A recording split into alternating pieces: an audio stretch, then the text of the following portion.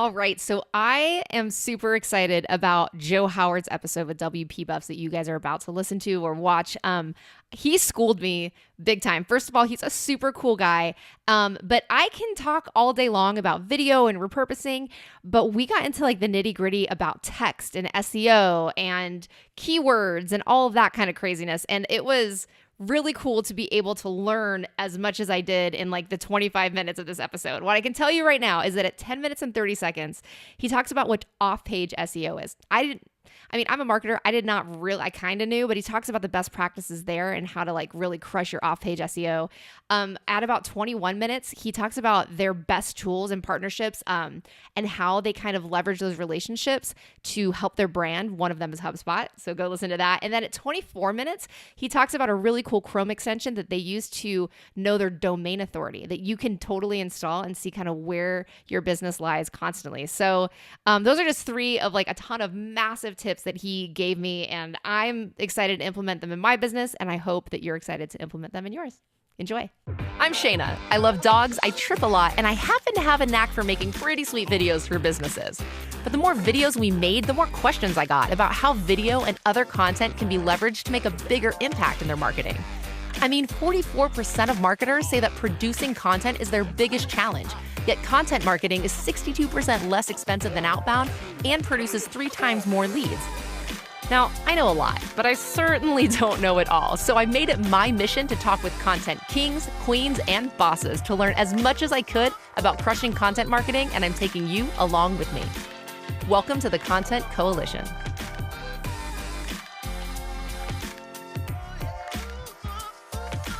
Hello, Content Coalition. Shayna here. I have Joe Howard with WP Buffs. They are a 24/7 WordPress management service for serious website owners, and they do white label too, which is super awesome. I love agencies, and they play with agencies in a really cool space. So they're a person after my own heart, a company after my own heart.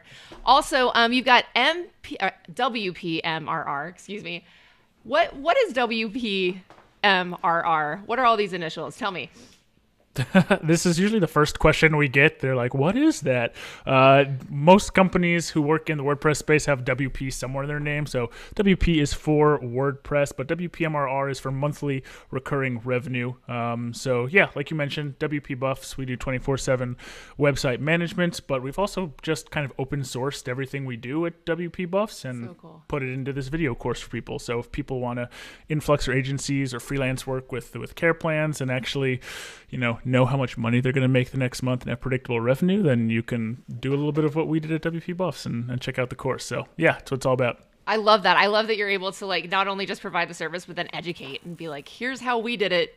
Go fly, little birdies fly. That's awesome. Very cool. And then you've got the WPMRR podcast, which is amazing. And you guys should definitely check out. Beyonce was on it, I heard. Yeah, we have this great episode with Beyonce, aka Shayna. So yeah, well, we've had some nice guests on there. Most people in the WordPress space. So if you're kind of into WordPress, you'll know people. If not, then you'll get to know some WordPress people. But yeah, all about monthly recurring revenue. That's kind of our big focus, to help people do a little bit better in that area. It's been really helpful for us in running a business. So we think it'll be helpful for others as well. Awesome. We're very cool. Well, thank you so much for coming. Let's dive into content. So yes. The content creators out there, it's easy to like well, it isn't easy, let's be honest, but to get in front of a camera and just start talking about something that you're passionate about is great and all. But once it dives onto like the website, one of the things that I tell people is to take, and correct me if I am completely wrong here because I'm always learning. So if you're going to film video, put it on the website too, have it transcribed, make sure that those words are there. But keyword research, I think, is something that like a lot of content creators who aren't just like bloggers or like they're just kind of just creating as much as they can. I think it's something that gets overlooked. It certainly does with me because I just kind of go off the cuff and I'm like, hey, if this works, great. And if it doesn't, then great. I don't really think about it. So what are your thoughts on implementing that, or if it even really matters? Like, tell me what you think. Well, I think no matter how much keyword research you do, it's still who knows if you're going to perform well in the search results. I think Okay. you can do a lot of research, or you can do no research, and it's still, at the end of the day, it's kind of a toss up of how well you're going to perform. I mean, our highest performing, we focus pretty significantly in our marketing efforts on content and inbound marketing. We get probably about 70 to 80% of our leads, new customers, new white label partners, they all come through Google. They all come through search. But our highest performing article is a crap article I wrote, 3 years ago that converts horribly, but still somehow ranks for a ton of stuff and gets us probably like 20 to 25% of our traffic every month. So oh my gosh. it's and so I didn't really have any. I didn't know that was going to perform that well. And I've written articles that were 8,000 words, 10,000 words that seemed like, man, I nailed that. Like, in 2 months, this is going to be the number one spot, and didn't really go anywhere. And so, I would definitely not say I'm perfect at this, but it is definitely possible to do keyword research. To me, it's just finding low hanging fruit. Some of that content we've written, 8,000 words, like these really long form pieces, we're competing for really high competition keywords. So they may take 6 months to really get on the first page. They may take a year to really get in those first 3 spots, so it's obviously about the long game, but keyword research can get you, if you find a keyword that no one's really ranking for, that the highest site that's ranking for that spot is a low domain authority site, and you can kind of just write a nice little article that's going to feature there. Maybe it only gets 300 searches a month, but maybe you get 200 of those searchers every month because you were able to just quickly kind of rank in that top spot. That's how you get started. And then you do 10 of those, that's 300 times 3. Now you're at 3,000 visitors a month. And, no one's going to have 1 million visitors a month to start with. But if you can find some low hanging fruit and write some content to really win there, then that's how you start. You start slow, and it kind of, you snowball into, to more as time goes by. So when you say low hanging fruit, like what would be an example for your business on what some of your keywords that are low hanging? So low hanging fruit. So we're in the WordPress space, so we write a lot of content around everything in the WordPress space. We kind of stick a little more towards like speed and security optimization, plugins to do X, Y, and Z, themes that do X, Y, and Z, and then we kind of venture out into kind of other spaces, like helping people like pick the best VPN to encrypt internet activity. So like things that people who are working in the WordPress space would be interested in. But low-hanging fruit would be, to me, it's any term. I always say would be a long tail keyword. So like a short tail keyword would be like Nike shoes. It's only 2 words. Right. I don't think any small store is going to be able to rank for Nike shoes, because I think Nike probably has that locked down. Yeah, maybe. But maybe something Nike doesn't have locked down is Nike high top yellow and black basketball shoes. I don't even know how many words that is. All right, that's like 10 words. But Nike is a little too busy going for Nike shoes that gets 500,000 searches a month. They may not be worried about a little search that gets 100 searches a month. But that's why, and in addition to that, there are tens of millions of new searches that are done every day. So there's unlimited room for even small players to compete. But this is what we mean by kind of low-hanging fruit. It's looking for like long-tail keywords, which I mean, a lot of words in that search phrase, and then continuing to find opportunities where maybe the highest ranking site when you search Google for that term is not Nike. Maybe it's another small shoe store or something that's itself isn't super authoritative, so you may be able to kind of compete there. So yeah, looking for low-hanging fruit using tools like a SEMrush or an Ahrefs. There are a lot of tools out there. Those are the 2 that I usually recommend. But that's awesome. We'll throw those in the links below, because I need to go and do some low-hanging fruit keyword research. And that's interesting because like I can talk video, I can talk repurposing all day long, but when it comes to like blogging and keywords and stuff like that, like this is really, really, I'm learning from you right now, just hearing like, okay, well, it can be really, really long and kind of excessive, but you can rank for it and people search for it. So That's interesting. I'm excited. For sure, to we can implement trade some knowledge. I'll help with some SEO stuff. You can help me with video stuff. We'll Perfect. we'll I'm do a in. trade. Done. Awesome. Cool. Well, okay. So another thing that I wanted to mention is you had said that you earned, not like previously, you earn links from high DA sites. What does that mean? Because my brain does not understand that. Okay, so there's kind of two aspects of SEO. There's on-page SEO and then there's off-page SEO. On-page SEO is, we talked about this, you find a low-hanging keyword, you want to write a piece of content about it, right? You write your content, you write this great piece of content, really all-inclusive.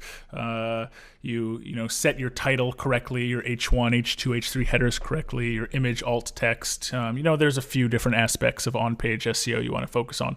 On-page SEO is something you can really control, right? You can just go into your site and literally change these things. And you publish that piece of content, you look back on it, you're tracking it with some keyword tracking software, and 2 months later you see you're kind of ranking in like the 7th spot on Google. You're like, man, I thought this was a good piece of content. Like, what else does it need? So now we move a little bit from focusing on-page SEO to off-page SEO. Off-page SEO is not something you can directly control, but what I attribute it to is earning links from other places online. To keep it simply, the way Google sees a website as authoritative is it looks at like what other authoritative places online have linked to that place. So like if I link to your website from my little personal blog, it has a low domain authority, like a 5 out of 100. So that wouldn't give you a lot of juice, as we say. But if like CNN.com or like the NewYorker.com linked to you, even a single link, right, that's from a DA 90 plus out of 100 site, Google sees that and it says, oh, like CNN linked to this site, it must be pretty good. Or CNN linked to this article, I'm going to rank it even higher. So then you see, a week after you got that link, you went from number 7 directly to number 1 or directly to number 2. So this is off-page SEO. This is earning links from high domain authority sites, and there are some ways to do that a little better and some strategies that I picked up along the way. If you want to chat about it, that was my next question. So yes. That all sounds great and all, but how do you make that happen? Okay, so there are a few ways to go about this. If you talk to 10 different SEOs, you'll probably get 10 different answers, but I think you will find some consistency among them. So one pretty easy way to do this is to find guest posting opportunities. So like I write on the GoDaddy blog. GoDaddy is a pretty authoritative site, has a high domain authority. So they're able to send a link back from the piece of content from just my bio. And that's just a nice little link. It's an easy way to get a single link. On top of that, though, and so I guess guest posting is kind of one strategy. The second strategy, and probably actually the best strategy to do any of this, and actually it's like the best strategy to do anything, is just like build your network. Anything around building a business, it's just having and finding and putting good people around you that can help you in your business. A lot of the links we earn are people that we know already. We'll write a piece of content and we have kind of this big list of engaged influencers that Kaylin, our head of marketing, keeps this whole awesome document. So every time we link out to someone, we say, hey, what's up? Like, we link to you, like, we love you, you're awesome. We start to engage people in the WordPress space. And then all of a sudden, a month later, someone else is writing a piece of content and we get an email that says, hey, we included you in this piece of content. We linked out to this awesome article you wrote. You're awesome. We're like, oh, we're having this awesome war back and forth. It's great. And a lot of these people I've met around, I go to these WordCamps, which are kind of WordPress conferences in a bunch of different cities around the world. So I go to those pretty frequently. And building those relationships is really important. So guest posting is one thing, but really just like getting to know people and building a network in your space or in your industry is probably the number one thing that helps. There are a lot of people that are going to say like, cold email blast 10,000 people and then like everybody hates you, but like a few people will reply and you may get a few links that way. And I'm not gonna lie, like that could be an effective strategy, especially if you can do it well and personalized. I just don't want to do that, and so it's just my personal choice. I'm just like, I'm not gonna email a bunch of people asking for links. Like that doesn't sound fun to me, and it doesn't sound super scalable either. Because I feel like everyone who says no or doesn't answer the email or doesn't, like, now you have a bad reputation with that person. They're like, that's the person that emailed me, like, just like, and I don't know, kind of an a-hole. So I like to do it a little differently, and so those are two pretty good strategies to be able to win links back. The third, I guess, is usually. So what happens when you start to rank well is if you have an article that like ranks number like 2, and it's a really good article, you'll find that just like people link out to articles. What they do is they need a resource for their article, and they'll just like Google and like find an article that like they like, and they'll be like, oh, this is the resource for it. They won't even read it. They'll just link to it.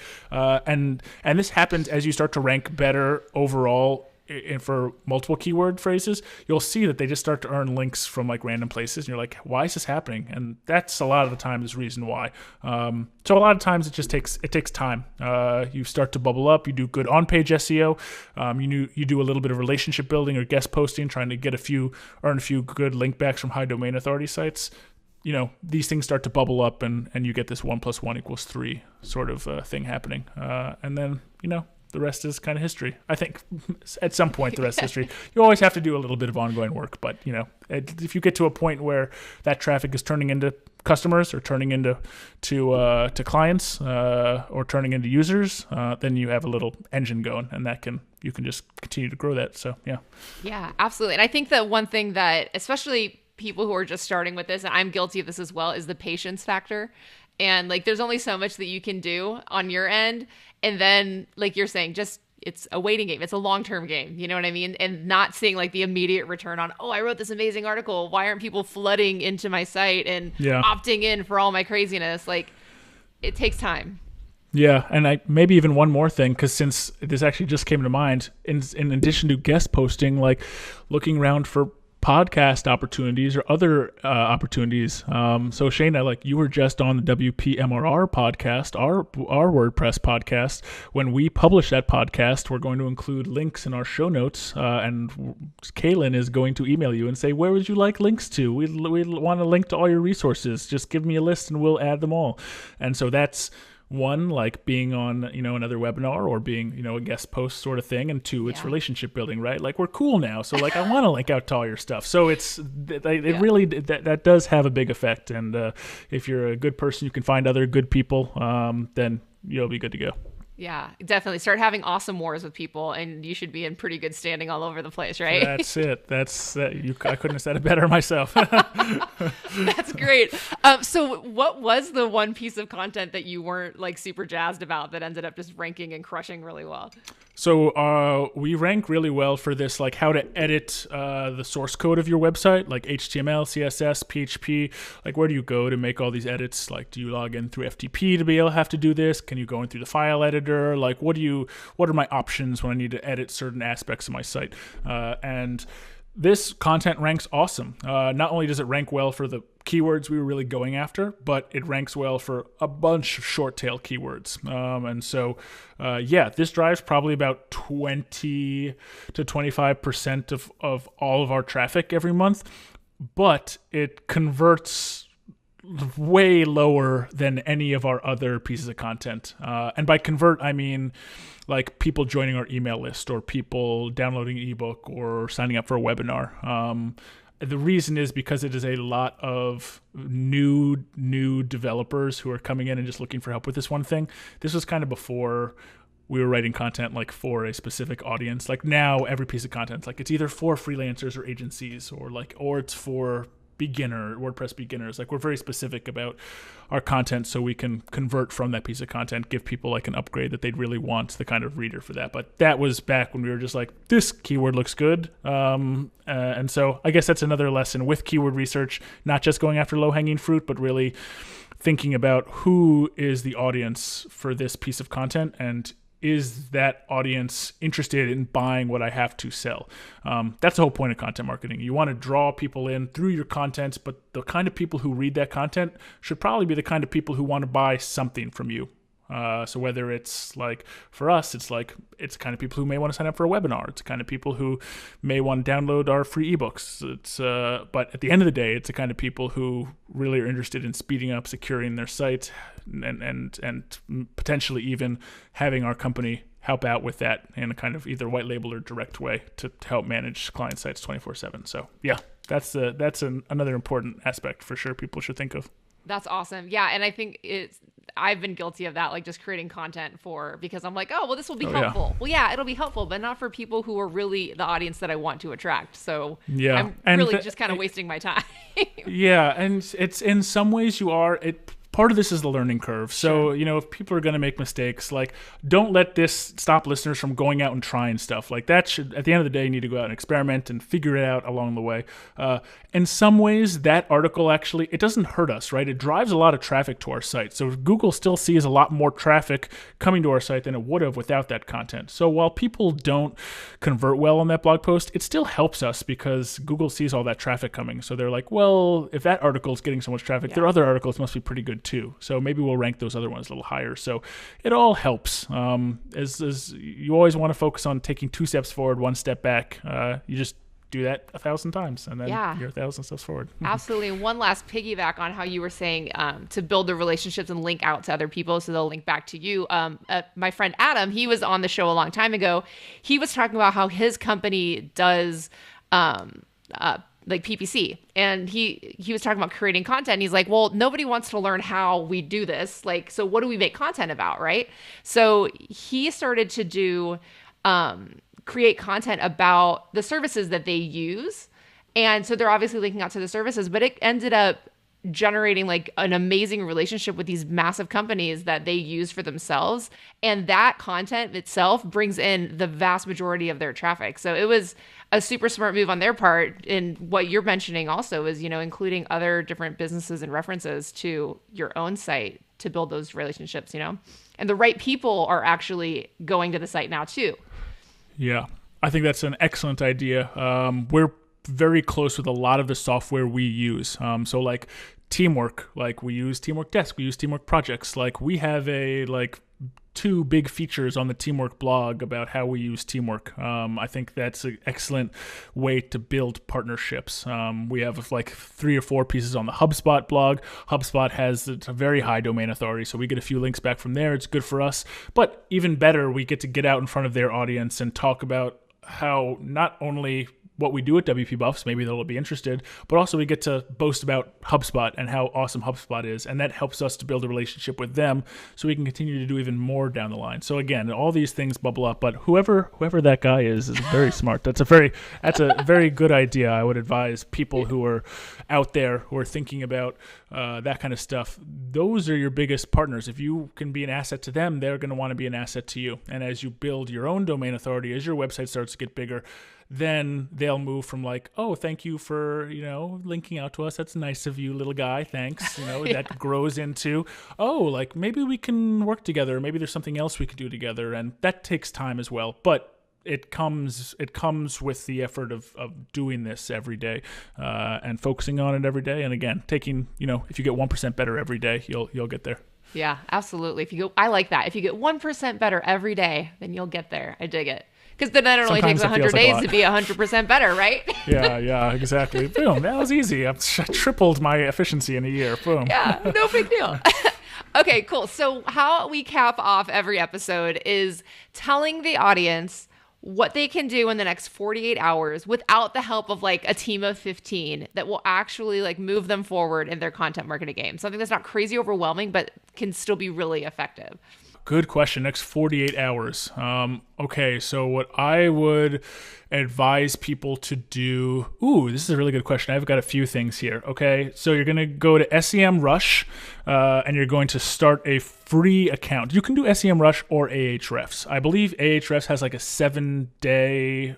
$7 free trial or 7-day $7 trial. I think SEMrush still has a 30-day free trial, but you can go in and start a free trial and you can download all sorts of stuff. So I would go to SEMrush, do some keyword research there. Take, a half an hour, do some. SEMrush has a bunch of help articles. They'll show you literally how to do keyword research and competitor research on their platform. You can go in, you can download all the stuff, and then if you want to, you can stop your trial and have all this great data for free. I am a paid user of SEMrush, so I pay for it every month, and we use it frequently. But that's always an option for people. I think going in and so Moz.com, Moz is a big player in the SEO space. They have this Moz bar that you should definitely download the Chrome extension for.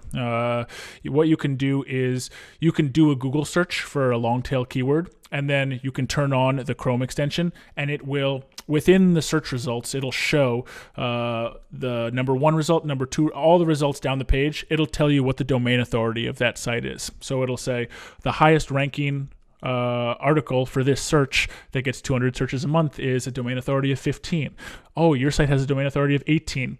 It doesn't always mean you're always going to win, but if you write a comparative piece of content, even the one that's much better, you'll likely rank above that. So I do that for all the keyword research I do. I literally do the Google searches, and I go in and I check out what are the domain authority of the sites that are ranking there, how long is that piece of content. So yeah, okay, that's two things. SEMrush, check that out. Moz, it's called Moz Bar. You can find it just on Moz.com somewhere. I would do a little bit of keyword research. I would find what opportunities are out there for 5 pieces of content. What are 5 cool blog articles you can write that are low-hanging fruit, right? They're long-tail keywords. Maybe they're not going to be too difficult for you to rank for. I think something else I'd probably tell people is to find your communities. Doesn't need to be in person. You don't have to go to in-person conferences. If you want to, if that's your thing, that's cool. But there's this thing called the internet these days, and a lot of places where people hang out. So whether it's like Facebook groups, or if you hate Facebook like me and you're like, whatever, Facebook, get out of my life. Like, there are Slack groups, but these big companies, Slack's probably going to be the next company, so you got to watch out for it. But yeah, there are tons of Slack groups.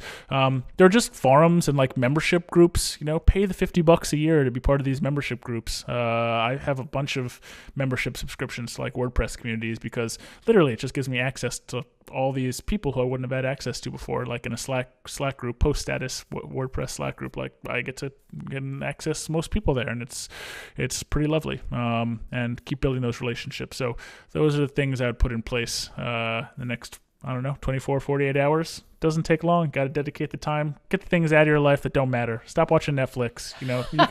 You can wait for that last Game of Thrones finale. You don't need it right now. Oh. Go get some work. Go get some online networking done. Get that SEMrush task done, and then you can watch Game of Thrones. Yeah, that's the rule. That's it. Oh, man. Awesome. Well, hey, you gave us a triple threat on implementation in the next 48 hours, so thank you. I'm excited to hop off and go do that myself. So I get a head start because this won't air for a little bit, so I'm going to go do that right now, everybody. Yeah, Shane is ahead of all your listeners. Sorry. Well, thanks, Joe. So if people want to reach out to you, I know obviously you're saying you're not a big Facebook guy, but how do people go and see what you're up to, connect? Yeah, I get a lot of Facebook friend requests, and then people trying to direct message me there, but I really don't answer them, and it's not because I don't like them. It's just because I want to spend as little time on Facebook as possible. I am on Twitter. You can find me at Joseph H. Howard, so that's 3 H's there in the middle. If you DM me there, I'll probably answer, but if you tweet me there, I'm sure I'll get to it at some point. I deleted Twitter off my phone, so I don't have it on my phone anymore. I'll just log on to it on my desktop. So if I don't get back to you in 5 minutes, please don't be upset with me. But that's a good life, though, not having to be connected 24/7. Well played. I do try. WPBuffs.com. If people are I guess listeners to this podcast, or there are some agency people out there and some freelancers. If you're looking to influx your business with 24/7 support, but you don't have a 24/7 support team internally, that's what WP Buffs does. So feel free to check us out and apply to the white label program. WPMRR is more of the education branch of WP Buff, so WPMRR.com if people are interested in either that video course we talked about already or just want some free content through the podcast. We have hundreds of hours of awesome stuff up there and some great guests, especially if you're new to the WordPress space or you just want to be a little bit more influential in the WordPress space. That's a great place to get started. So those places are good. I think we're on like Instagram and stuff. WP Buffs Instagram. Kaylin, you can ask Kaylin. Yeah, just somewhere. It's on the website. Yeah. Awesome. Well, thank you, Joe. Thank you, everybody, for watching and listening. And we will see you all next week. All right, so we're going to add a little bonus section here. Joe talks a lot about kind of an entrepreneurial part of it and being a 24/7 company, and I didn't want to eliminate it from the episode because, it's not really about content, but we decided to add it at the end. So anybody who has, wants to learn about how he's managing like a 24/7 support system, he goes into that and kind of like his journey of getting there. So here you go, guys. I know that you guys have 24/7 support. What is that like? Because that sounds overwhelming to me because I have a service business, and to have 24/7 support, 24/7 anything really is kind of scary. How does that work for you guys? Yeah, 24/7 support it seems like not only what we do, but it's kind of our bread and butter. It's really what attracts people to want to work with us, because there are a lot of places you can go to just to, have a freelancer help out with your WordPress site. But if you want your website managed 24 hours a day, 7 days a week, then you would come to us. It is an enormous challenge is what it is. I feel it feels funny saying that it's such a big challenge because it is like the core competency of what we do. So it's always funny saying like, well, that's also our biggest challenge is like it's just the main thing that we do.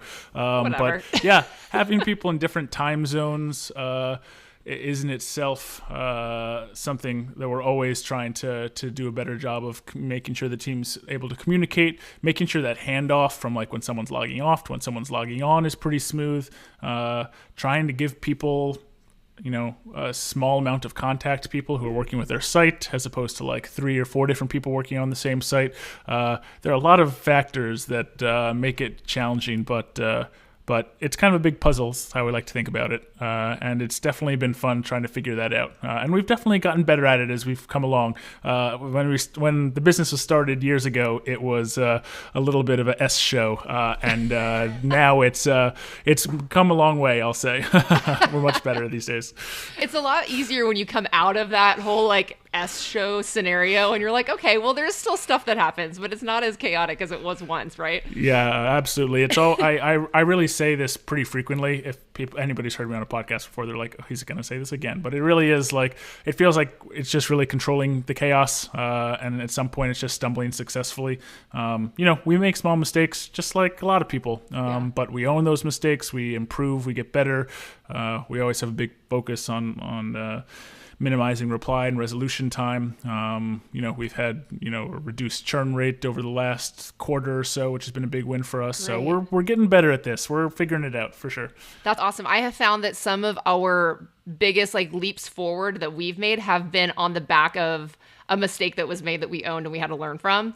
And that it's always scary when they happen because you're like, oh, that's it. It's over. Like the world crumbles. And then you emerge like a month later, way cooler and better than like you even thought that you could have been, which is, that totally sounded arrogant, like I'm tooting my own horn. But all I'm saying is You're that, amazing, Shayna. You're the best. Well, what can I say? But ultimately the lesson is like, I've learned to it's hard to embrace when the mistakes happen, but it's all about perspective and how you attack it once it's going down. People are looking for, obviously people want to work with a company that's not going to make too many mistakes, right? They want a company that's going to do a good job for them. That's pretty core to, I think, most businesses. But I think most people realize that perfection is it's kind of this vacuous space. Perfection doesn't exist. But if you can, own your mistakes and be there for people and really support them, whether you're going through good times or rough times, then that's what people are going to remember you for. And that's what's going to make people stick by you. So you want to try not to make big mistakes, but if you do, you keep rolling. That's all you can do. What else can you do? Right. Well, what else can you do? Exactly. Right. So, okay, with the 24/7 support, rolling back to that, I assume that most of your team is remote then, right? Yeah, we're all remote. Everybody on the team works from wherever they want to work from. As you can see, I'm at home right now, hanging with my dog. So I work from home every day. But our team, we will reimburse people if people want to get a co-working space. So if some people work from co-working spaces and they just get reimbursed for that. But yeah, everybody has a secure Wi-Fi connection and kind of works from wherever they need to work from, whether it's a single place. I travel pretty frequently, and some people on my team are kind of like digital nomads, you'd call them. Like, I don't even know where some people are right now, so who knows? But as long as they've got that secure Wi-Fi connection, they're good to go. Yeah, for sure. So, we have mostly remote employees also, and managing it has been something to figure out, especially at the beginning when I knew that was going to happen. How is it managing your team? Because I assume, like you're saying, they're all over the place. Like, ours are generally essentially in the same spot. So I can have they're all in the same time zone. Like, we know how that's all working. How did you figure out managing people who are just, you don't know where they're going to be at any point in time? Yeah, I'd like to ask you about stuff. I'm always liking to ask other people so I can continue to learn about this stuff, because it's always, it's a challenge no matter what. But we keep a pretty rigid schedule in terms of when people are working, when people are logging on, when people are logging off. Our team's pretty good at communicating. So like most digital teams, we're on Slack, and we're able to, at the most basic level, we just have kind of a check-in and check-out Slack channel so that we know who's in at any given time and who's out at any given time. We keep pretty flexible work schedules, so people can kind of work the hours they want to, and it just kind of turns out that most of the time that gives us the coverage we need. When we have people in different time zones, we kind of let people work when they want to work, and then it kind of just magically turns into this, I guess we have everything covered. So yeah, we're in some senses we're rigid, and in some senses we kind of are a little bit more fluid. And we're still figuring out exactly how it's supposed to work also, but that seems to work actually pretty well, giving people the autonomy to hiring good people, giving them the autonomy to work when they need to, and really like setting the goals is important. I like to think about it like, when people are working exactly is not always my highest priority. My highest priority is like, are our reply times getting lower? Like, are our resolution times getting lower? Are customers happy? Are they churning at a lower rate? If we're doing that and people are staying pretty flexible, like, I'm cool. If we're not hitting those goals, then we got to change something or figure out a new way to do things. So I'm really looking at kind of like the data to see how we're performing, and then basing changes on that. Yeah, that's awesome. What ticketing platform are you guys running on? Do you mind me asking? No, not at all. We're on Teamwork Desk. Okay. We use the whole Teamwork suite, except for chat, because we replaced Teamwork Chat with Slack. But we are on Teamwork Projects and Teamwork Desk. We run Teamwork too. Actually, we're thinking of switching from Teamwork Chat to Slack. So I'm curious to see. We'll talk about that later. How that went. We can chat. Yeah. Yeah, I love it. So cool, awesome. All right. Thank you so much for checking out this episode of the Content Coalition. Now, whether you're listening or watching, make sure that you subscribe to the YouTube channel and to whatever platform you're listening to it on, because you're not going to want to miss out on the incredible things that I'm learning with these amazing content marketing pros. So make sure you subscribe, and we will talk to you next week.